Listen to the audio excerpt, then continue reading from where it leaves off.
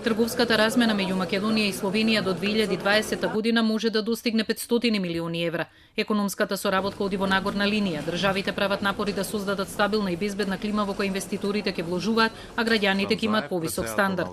Премиерот Заев ги охрабри стопанствениците од двете земји да учествуваат во инфраструктурните проекти, што според него ќе гарантира економски раст од 3,2 па дури и 4%. Ние не сакаме да бидеме заинтересирани за профитот кој што ви припаѓа вас.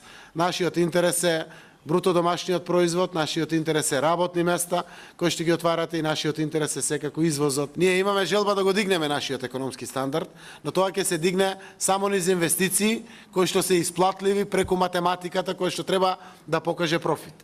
Искористете го ова поднебје овде да инвестирате, а после тоа може да продавате на секаде по пазарот кога ќе бидете конкурентни од тоа што го продавате. Пријателските односи треба да се градат полека на долг рок, но тоа може да се урне многу брзо, рече премиерот Миро Цера на Македонско-словеничкиот бизнис форум, ветувајќи силна поддршка за членство на Македонија во Европската унија. На тој пат многу е важна стопанската, културната и политичката соработка. Ако соработувате со земјите од Европската унија, веќе сте поврзани со Европа, а тоа е добро. Но ако односите се нарушат и се дезинтегрираме, Европа ќе го загуби Западен Балкан, а тоа е многу лошо. Македонија има неколку големи инвестиции во Словенија, а тој број може само да расте.